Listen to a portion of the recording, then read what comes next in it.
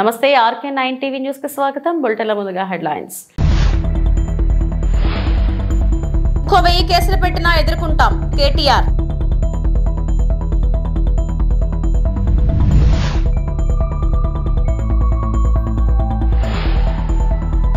Tirupati దుర్ఘటనకు CM Chandrababu నైతిక బాధ్యత వహించాలి.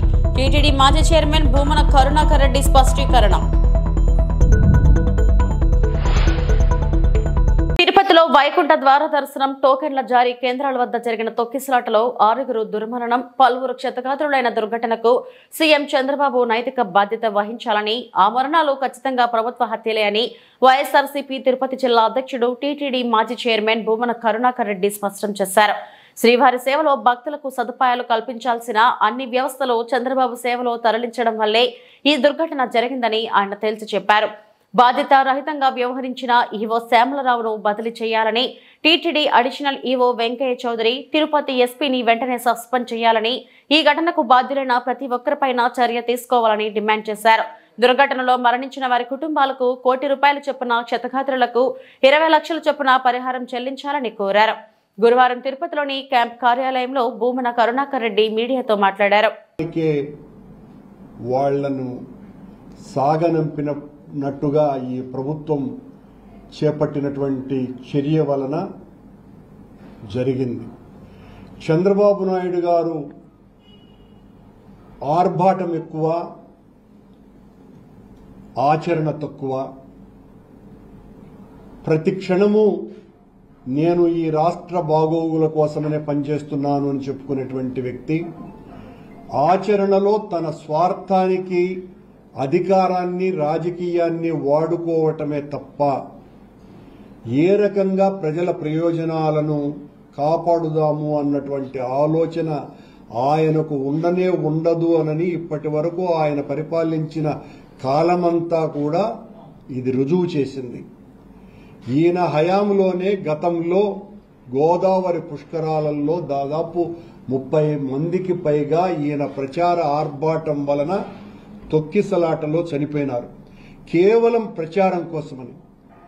ఈరోజు వైకుంఠ ఏకాదశిని పురస్కరించుకొని మేము తిరుమలకు అద్భుతమైనటువంటి ఏర్పాట్లు చేస్తున్నాము అని నెల రోజులుగా ఓదర కొట్టినటువంటి వాళ్ళు, రివ్యూ మీటింగులు, వరుస మీటింగులు జరిపినటువంటి వాళ్ల ఫలితం 6 మంది భక్తుల మృతి, దాదాపు 40 మంది ఆసుపత్రి పాలవటము. ఎవరికి వారు ఘనతంతా మా ఖాతాలలో వేసుకుందామన్న ఆర్భాటంతోనే ఈ సమీక్షలు చేసినారు. ఈవో సమీక్ష చేస్తే కింది స్థాయి వాళ్ళు పట్టించుకోరు. ఆయన ఒక సమీక్ష చేస్తాడు, చైర్మన్ ఒక సమీక్ష చేస్తాడు. ఆ చైర్మన్ సమీక్షకు జేఈఓ కూడా వెళ్ళడు. కొండ మీద అడిషనల్ ఈవో అయితే ఆయనకి నేను రాజు, నన్ను మించిన వాడే లేడు అన్నంతగా ఆయన ప్రవర్తన సాగుతున్నది. పని చేసేవారు ఇంత చేస్తే పని చేసేవారు తగ్గిపోయినారు, పర్యవేక్షకులు జాస్తి అయిపోయినారు. భాగ్యనగర ప్రతిష్టను పెంచడానికి, బ్రాండ్ ఇమేజ్ ను అంతర్జాతీయ స్థాయికి తీసుకువెళ్లేందుకు రాష్ట్ర మంత్రిగా ఎన్నో ప్రయత్నాలు చేశారని బారాస కార్యనిర్వాహక అధ్యక్షుడు కేటీఆర్ అన్నారు. ఫార్ములా ఈ రేస్ కేసులో ఏసీబీ విచారణకు హాజరయ్యేందుకు వెళ్లే ముందు నందినగర్లోని తన నివాసం వద్ద మీడియాతో ఆయన మాట్లాడారు. హైదరాబాద్ ను ప్రపంచ పట్టంలో నిలపడానికి రాష్ట్ర మంత్రిగా ఎన్నో ప్రయత్నాలు చేశాను. అవి చాలా వరకు ఫలించాయి. మా బావమరుదులకు 1137 కోట్ల కాంట్రాక్టర్లు ఇచ్చే దౌర్భాగ్యపు పని చేయలేదు. మంత్రిగా ఉంటూ కుమారుడి కంపెనీకి కాంట్రాక్టులు ఇవ్వలేదు. దానికి ప్రతిఫలంగా ల్యాండ్ క్రూజర్ కార్లు కొనలేదు. ఆ తెలివితేటలో సీఎం రేవంత్ రెడ్డి, ఆయన మంత్రివర్గ సహచరులకే ఉన్నాయి. తెలంగాణ ప్రతిష్ట పెంచడానికి, హైదరాబాద్ బ్రాండ్ ఇమేజ్ ని అంతర్జాతీయం చేయడానికి, హైదరాబాద్ ని ప్రపంచ పటంలో నిలపడానికి ఆనాడు రాష్ట్ర మంత్రిగా ఎన్నో ప్రయత్నాలు చేశాం. ఆ ప్రయత్నాలు చాలా మేరకు ఫలించి హైదరాబాద్, తెలంగాణ భారతదేశంలోనే ఒక ప్రధానమైన నగరంగా ప్రపంచ దృష్టిని ఆకర్షించే స్థాయికి తీసుకొచ్చే విధంగా పనిచేశాం. మేము 9.5-10 ఏళ్ల కాలంలో మా ప్రభుత్వం ఉన్నప్పుడు మా బావమరుదులకు 1137 కోట్ల కాంట్రాక్ట్ చేయలేదు. మంత్రిగా నేను కౌన్సిల్లో కూర్చొని, కౌన్సిల్ ఆఫ్ మినిస్టర్స్లో, క్యాబినెట్లో కూర్చొని నా కొడుకు కంపెనీకి కాంట్రాక్ట్లు ఇచ్చుకోలేదు, లేదా నేను ల్యాండ్ క్రూజర్ కార్లు కొనుక్కోలేదు. ఆ పనులు రేవంత్ రెడ్డి గారు, ఆయన మంత్రివర్గ సహచరులు, ఆ సాగు తెలివితేటలు, ఆ అవినీతి తెలివితేటలు వాళ్ళకే ఉన్నాయి. నేను 50 లక్షల రూపాయలతో ఎమ్మెల్యేలను కొనుగోలు చేయడానికి పోయి దొరికిపోయిన దొంగను కూడా కాదు. నేను నిఖార్సైన తెలంగాణ బిడ్డను. ఏ పని చేసినా తెలంగాణ కోసం, హైదరాబాద్ ప్రతిష్టను పెంచడం కోసం చేశాను. అర పైసా అవినీతి కూడా నేను చేయలేదు, చేయబోను. సరే, ఇవాళ ఈ కొంచెం ఉర్రకుండా ఆగలుగుతారా? ఇవాళ కొంతమంది అర్థమయ్యి కాని వాళ్ళు, తెలిసి తెలియని వాళ్ళు ఏదో కొంత బురద జల్లి తాత్కాలికంగా మీడియా మేనేజ్మెంట్ ద్వారా రాజకీయ పబ్బం గడుపుకోవాలనుకునే కాంగ్రెస్ వాళ్ళకి నేను చెప్పేది ఒకటే, నిజం నిలకడ మీద తెలుస్తుంది. మీరు ఇవాళ చల్లే బురద ఎట్టి పరిస్థితుల్లో మా దృష్టి ఏదైతే కేంద్రీకరించబడిందో దాని నుంచి తప్పించలేదు. మేము మాట్లాడుతూనే ఉంటాం, కొట్లాడుతూనే ఉంటాం. గత సంవత్సర కాలంగా విద్యుత్ ఛార్జీలు పెంచవద్దని కొట్లాడింది టీఆర్ఎస్. లగచర్లలో నువ్వు రైతులను జైల్లో పెడితే అడ్డుకున్నది టీఆర్ఎస్. నువ్వు హైడ్రా పేరిట ఇండ్లు కూలగొడితే అడ్డుకున్నది టీఆర్ఎస్. 6 గ్యారంటీల అమలు నువ్వు చేయకపోతే నిలదీసింది అడుగడుగున కేసీఆర్ బృందం. తప్పకుండా మా దృష్టి మేము మళ్ళించాం. నువ్వేదో నా మీద కేసు పెట్టి నన్నేదో చేసి దానివల్ల మా పార్టీ క్యాడర్ను, మా నాయకత్వాన్ని నువ్వు దారి మళ్లింపు, దృష్టి మళ్లింపు దిశగా ప్రయత్నం చేస్తాను అనుకుంటున్నావు రేవంత్ రెడ్డి. అది నీ వల్ల కాదు. ముమ్మాటికి నువ్విచ్చిన 420 హామీలు ప్రశ్నిస్తూనే ఉంటాం. నువ్వు ఎన్ని కేసులు పెట్టినా, ఇది కాదు ఇంకో 100 పెట్టుకో, ఇంకో 1000 పెట్టుకో, ఎదుర్కొంటాం. న్యాయస్థానాల మీద, ఈ దేశంలోని చట్టాల మీద, భారత రాజ్యాంగం మీద మాకు సంపూర్ణమైన గౌరవం, సంపూర్ణమైన విశ్వాసం ఉంది. నువ్వు ఏ ప్రశ్నలన్నా అడుగు, సమాధానం మా కాడ ఉంది. ఎందుకంటే మేము నిజాయితీగా ఉన్నాం. నీలాగా లుచ్చ పనులు చేయలేదు, నీలాగా తుచ్చపు పనులు చేయలేదు, చేయబోము. నికార్సైన తెలంగాణ బిడ్డగా, కేసీఆర్ గారి రక్తం పంచుకొని పుట్టిన కేసీఆర్ కొడుకుగా చెప్తా ఉన్నా, తెలంగాణ కోసం అవసరమైతే చస్తాను తప్ప ఎట్టి పరిస్థితుల్లో ఇట్లాంటి లుచ్చగాళ్ళ ముందు మాత్రం తల వంచను. తప్పకుండా కొట్లాడుతూనే ఉంటా, పోరాడుతూనే ఉంటా. తెలంగాణ జయించేదాకా, ఈ కాంగ్రెస్ కబంధ హస్తాల్లోంచి తెలంగాణ బయటకు వచ్చేదాకా కొట్లాడుతూనే ఉంటాను, ప్రతిజ్ఞ చేస్తా ఉన్నా. థాంక్యూ. సీఎం చంద్రబాబు అధికారులపై తీవ్ర అసంతృప్తి వ్యక్తం చేస్తున్నట్లు టీటీడీ చైర్మన్ బీఆర్ నాయుడు తెలిపారు. నేడు ముఖ్యమంత్రి 11:45 తిరుపతికి వస్తున్నట్లు చెప్పారు. చనిపోయిన కుటుంబాలకు సీఎం ఎక్స్గ్రేషియా ప్రకటిస్తారని తెలిపారు. ఘటనపై సీఎం సీరియస్ వార్నింగ్ ఇచ్చారని తెలిపారు. తిరుపతి చరిత్రలో ఇలాంటి ఘటనలు ఎప్పుడూ జరగలేదన్నారు. ఓ సెంటర్ వద్ద ఉన్న పొలంగా గేటు తెరవడంతోనే ఈ ఘటన జరిగినట్లు స్పష్టం చేశారు.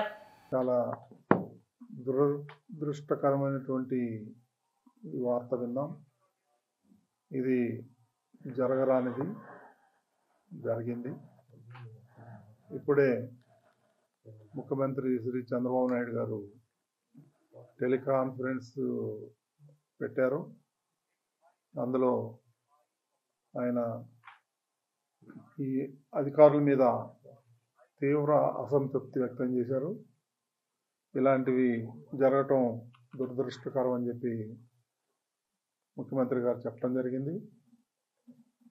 కొంత అడ్మినిస్ట్రేషన్ వల్ల ఇది జరిగిందనే అనుమానం ఉంది. ఒక సెంటర్లో మాత్రం అక్కడ ఉన్నటువంటి డిఎస్పి గేట్ తెరవటం. తిరుపతిలో భక్తులు చనిపోవడం చాలా బాధాకరమైన ఘటన అని వైద్య ఆరోగ్య శాఖ మంత్రి సత్యకుమార్ ఆవేదన వ్యక్తం చేశారు. నిన్న ఘటన జరిగిన వెంటనే ప్రభుత్వం స్పందించింది. బాధితులకు మెరుగైన వైద్య సేవలు అందిస్తున్నాం. చనిపోయిన వారి కుటుంబాలకు అండగా ఉంటాం. ఇప్పటికే 25 లక్షల చొప్పున పరిహారం ప్రకటించామని మంత్రి అన్నారు. శ్రీవారి దర్శనానికి టోకన్ కలెక్షన్ సెంటర్ల దగ్గర జరిగిన తొక్కిసలాట దిగ్భ్రాంతిని కలిగించింది. ఈ తొక్కిసలాటలో 5 మంది భక్తులు మరణించడం, దాదాపు 40 మందికి పైగా గాయపడడం జరిగింది. చాలా విచారకరం. అయితే ఏ రకంగా జరిగింది, దీని మీద గౌరవ ముఖ్యమంత్రి గారు విచారణకు ఆదేశించారు. నివేదిక కూడా వారికి అంది ఉంటుంది. అయితే తక్షణమే నిన్న ప్రధానమంత్రి గారి కార్యక్రమం, మంత్రివర్గ సభ్యులందరూ కూడా విశాఖపట్నంలో ఉండడం, ఈ విషయం తెలుస్తూనే తక్షణమే తిరుపతికి వెళ్లాల్సిన గౌరవ ముఖ్యమంత్రి గారు ఆదేశించారు. ఇప్పటికే ప్రభుత్వం స్పందించి మరణించిన వారి కుటుంబాలకి 25 లక్షల ఎక్స్గ్రేషియాని ప్రకటించింది. అదేవిధంగా గాయపడిన వారికి మెరుగైన వైద్య సేవలను అందించాల్సిందిగా, ఎటువంటి మరణాలు లేకుండా చూడాల్సిందిగా ఆదేశించడం జరిగింది.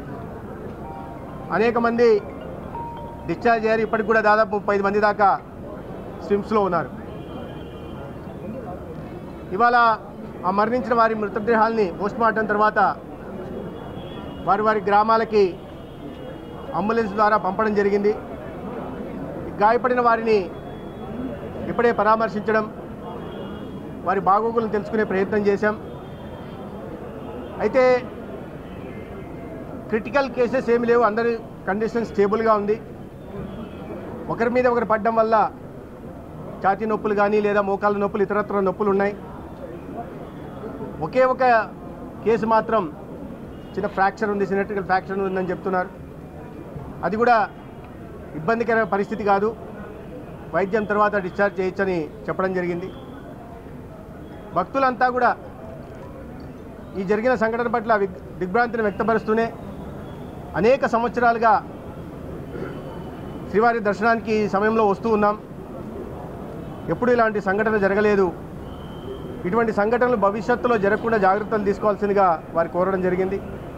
వీటిని గౌరవ ముఖ్యమంత్రి గారి దృష్టికి తీసుకెళ్ళడం జరుగుతుంది. సమీక్ష కూడా నిర్వహించబడుతుంది. కాసేపట్లో సమీక్ష కూడా ఉంది. అయితే భక్తులు ఇప్పటికి కూడా దాదాపు చావు దగ్గరికి వెళ్ళి వచ్చిన తర్వాత కూడా శ్రీవారి దర్శనం చేసి మమ్మల్ని ఇక్కడి నుంచి పంపాల్సిందిగా వారు కోరుతున్నారు. ఇది దురదృష్టకర సంఘటన. ఇది భవిష్యత్తులో జరగకుండా జాగ్రత్తలు తీసుకుంటాం. ఇవి ఇక్కడ జరిగినవి భక్తుల మనోభావాల్ని కూడా ముఖ్యమంత్రి గారి దృష్టికి తీసుకెళ్తాం.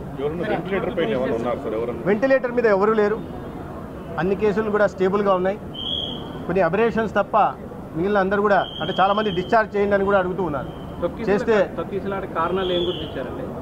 తొక్కిసలాట కారణాలు వీళ్ళందరినీ బైరాగపట్ట దగ్గర పార్కులోకి పంపించినట్టుగా, కొంతమంది పార్కులో కొంతమంది పంపిస్తే కొంతమంది గోడ దాటి వచ్చినట్టుగా దాదాపు 4,000 మందిగా చేరారు.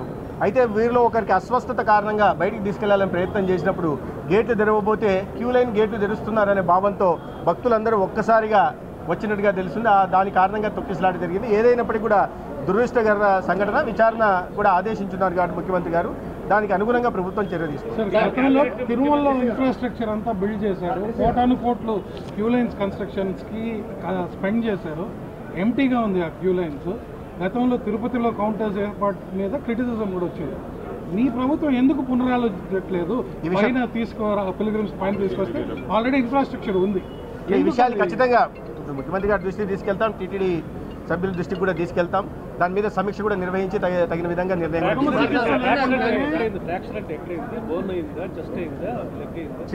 అనకాపల్లి జిల్లా చోడవరం పట్టణంలో భారీగా గంజాయి పట్టివేత.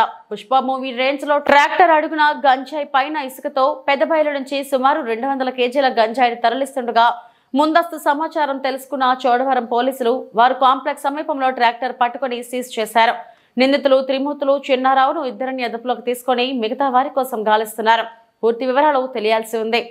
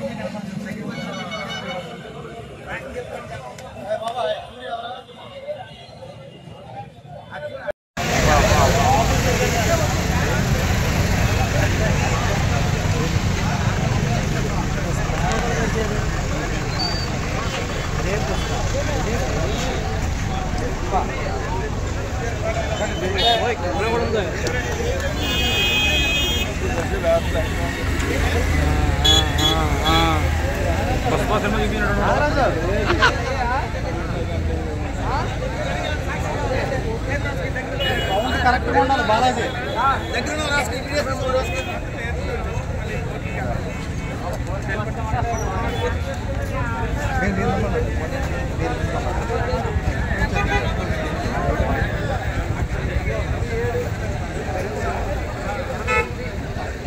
నెల్లూరు జిల్లా పొదలకూరు ప్రత్యేక గ్రీవెన్స్ కు పోటెత్తిన అర్జీదారులు 180% భూ ఆక్రమణలు రీసర్వే తప్పిదాలపైనే వైసీపీ హయాంలో అడ్డు అదుపు లేకుండా భూ అక్రమాలు ప్రజల నుంచి అర్జీలు స్వీకరించిన సర్వేపల్లి ఎమ్మెల్యే సోమిరెడ్డి చంద్రమోహన్ రెడ్డి నెల్లూరు ఆర్డీఓ నాగా అనుష ప్రతి అర్జీని నిశితంగా పరిశీలించిన అనంతపురం ఆన్లైన్లో నమోదు సమస్యలను సకాలంలో పరిష్కరించాలని అధికారులకు సోమిరెడ్డి పిలుపు గిరిజనులతో పాటు ఎస్సీ బీసీల్లో ఇప్పటికీ ఆధార్ కార్డులు లేని వారిని గుర్తించి సంక్షేమ పథకాలు అందేలా చూడాలని సచివాలయ ఉద్యోగులకు సూచన.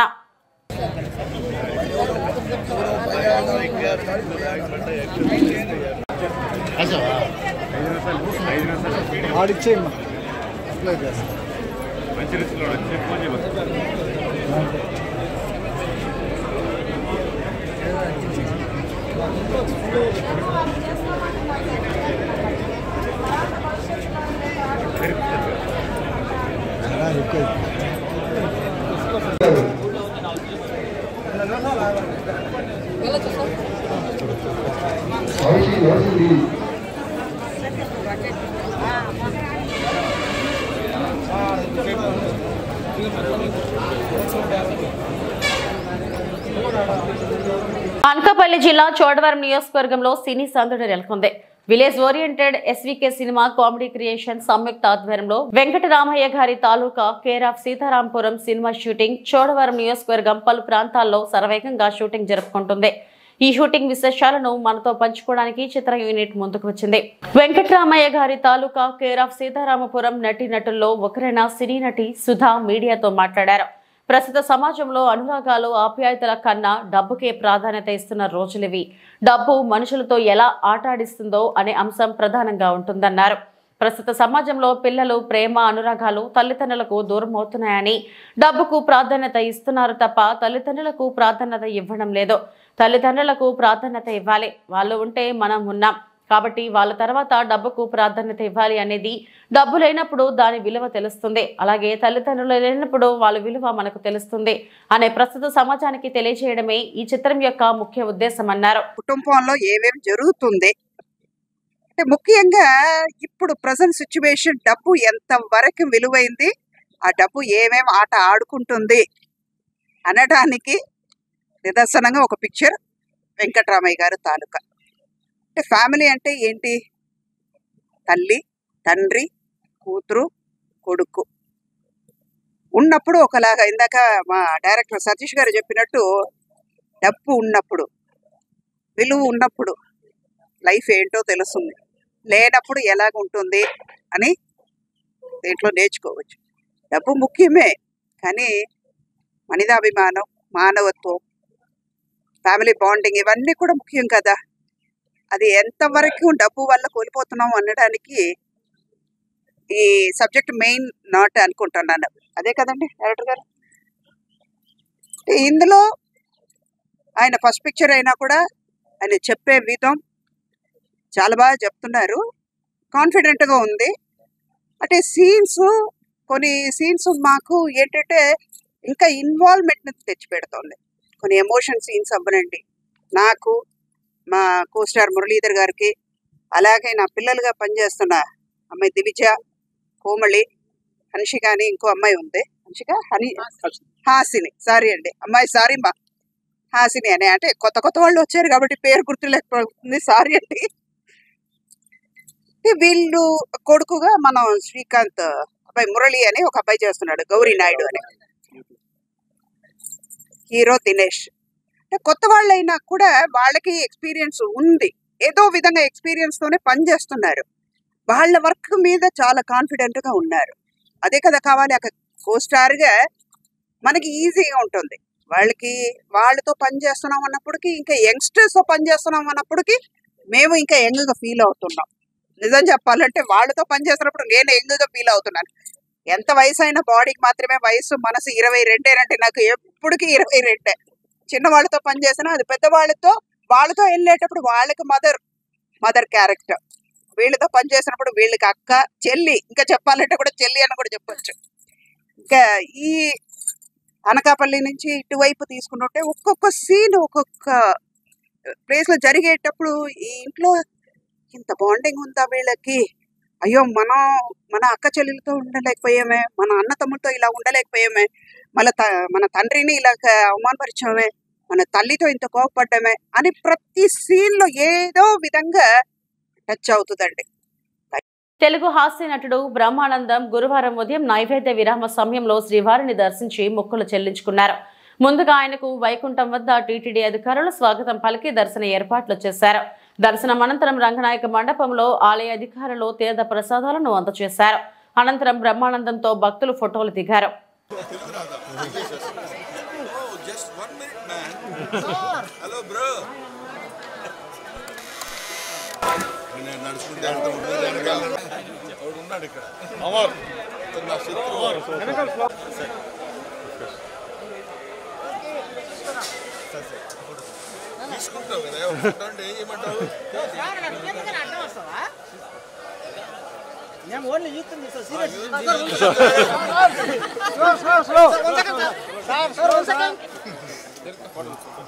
నువ్వు నన్ను వస్తున్నావు ముందు పో.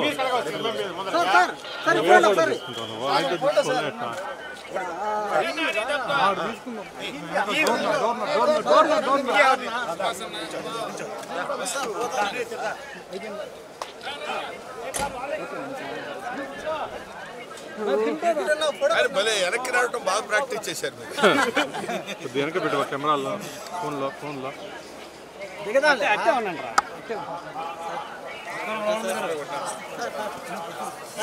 పట్టుకో.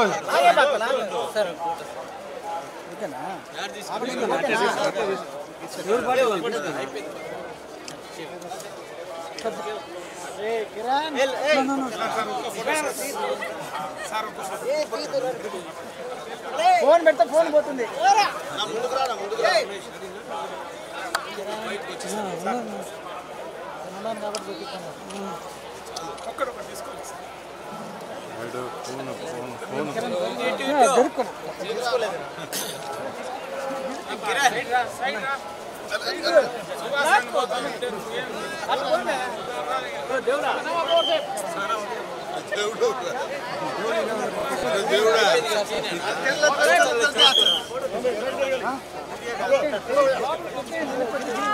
నేను అర్థమా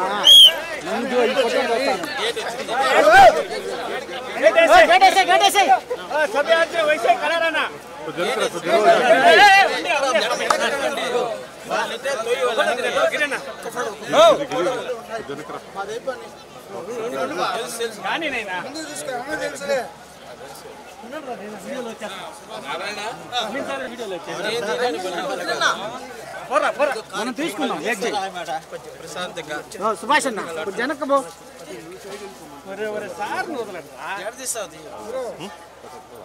సార్ మా పిల్లకాయలకు photo sir.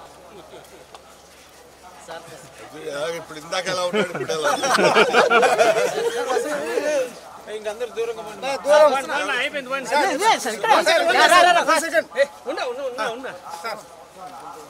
Okay bye bye bye bye తీసా గ్రూప్ బాబు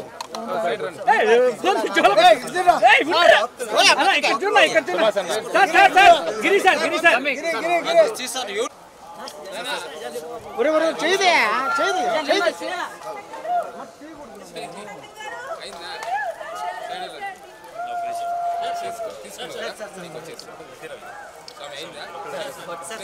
ఫ్రీగా తీసుకోండి. మీరు ఆగిస్తామో వాళ్ళు ఆగిస్తాం.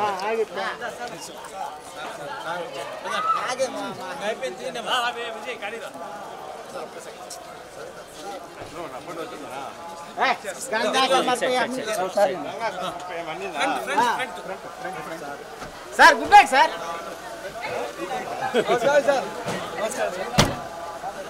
ఇవి ఇప్పటివరకు నా బులెటిన్ అప్డేట్స్. నమస్తే.